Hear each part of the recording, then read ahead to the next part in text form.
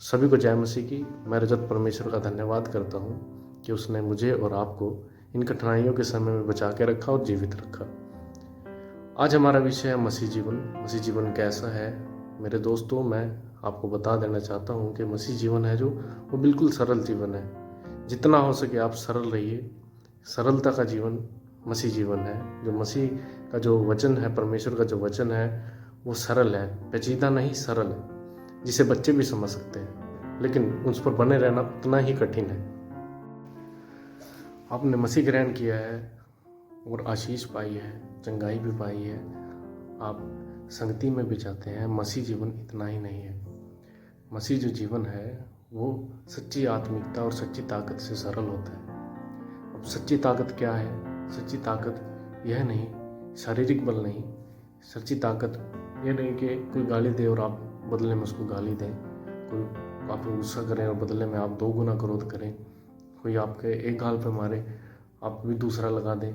ये सच्ची ताकत नहीं है। सुबह उठने का कोई ना कोई कारण होना चाहिए, कोई उद्देश्य होना चाहिए।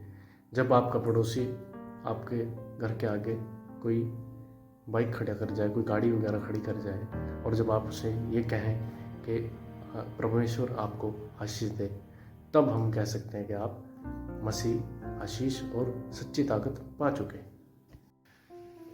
अब हम आत्मिकता में मजबूत कैसे हो सकते हैं? आत्मिकता में मजबूत हम आत्मिकता के गुणों के द्वारा हो सकते हैं, जो बाइबल में दर्शाए गए हैं। आत्मिकता के 9 गुण हैं, जो प्रेम, आनंद, शांति, धीरज, कृपा, भलाई, विश्वास, नम्रता और संयम।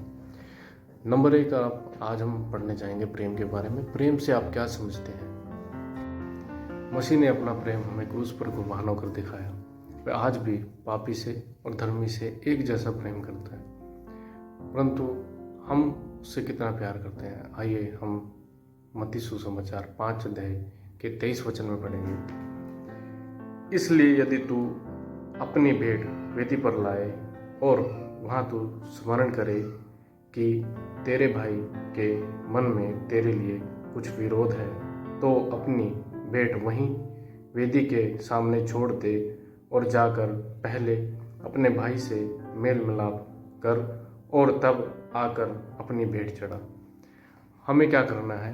पहले अपनों से, अपने भाई बहनों से, अपने पड़ोसी से पहले हमको प्रेम करना, आपस में प्रेम करना सीखना चाहिए। आपस में जब हम प्रेम कर पाएंगे तभी हम मसीह से प्रेम कर पाएंगे। मसीह जो जीवन है वो 2 वाक्यों का जीवन है, सिर्फ 2 वाक्य। एक, अपने परमेश्वर से प्रेम करो, और दूसरा, अपने पड़ोसी से प्रेम करो। यीशु को आपकी जद्दोजहद नहीं चाहिए, ना कोई कमिटमेंट चाहिए, ना ही वो आपसे कुछ मांगता है। अगर हम अपने भाई से प्रेम मिलाप से नहीं रहेंगे तो हम मसीह के साथ भी नहीं रह सकते।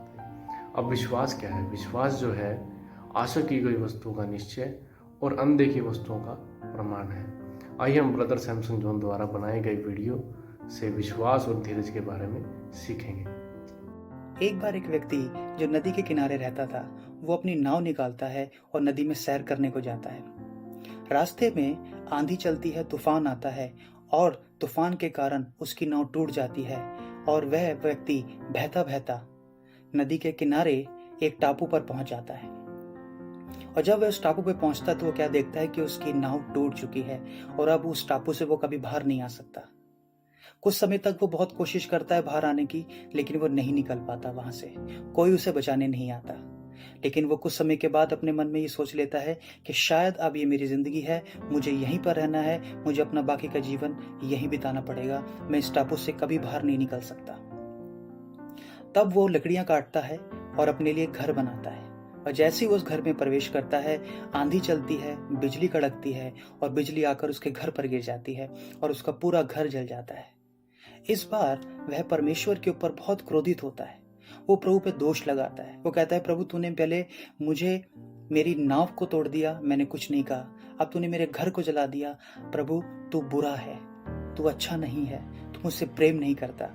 वह परमेश्वर पर दोष लगाता है और उसका घर जब धुआं करके जल रहा होता है तो उस घर को देख के बहुत रोता है, बहुत दुखी होता है। लेकिन कुछ समय के बाद नाव, वो क्या देखता है कि कुछ नाव उसकी तरफ बढ़ रही हैं उसकी तरफ आ रही हैं। और उस नाव से कुछ लोग उतरते हैं और कहते हैं, भाई क्या आप इस टापू पे फंसे हुए हो? वो कहता है, हाँ मैं फंसा हुआ हूँ, मुझे यहाँ से निकालो, मुझे यहाँ से बचाओ। वो कहते हैं कि भाई हम आपको बचाने के लिए आए हैं। लेकिन वो व्यक्ति हैरान होता है और उनसे एक सवाल करता है। वो उनसे पूछता है कि आपको मेरे बारे में पता कैसे चला कि मैं यहाँ फंसा हुआ हूँ? वो कहता है, भाई आपने एक बहुत समझदारी का काम किया। जब हम यहाँ से निकल रहे थे तो हमने आग जलती हुई देखी, तो हमने इस बात को महसूस किया कि शायद किसी व्यक्ति को हमारी मदद की ज़रूरत है। लगता है शायद कोई व्यक्ति फंसा हुआ है, तो आपकी आग को देखकर हम आपको बचाने के लिए आए हैं। भाई आपने ये बहुत समझदारी का कार्य किया।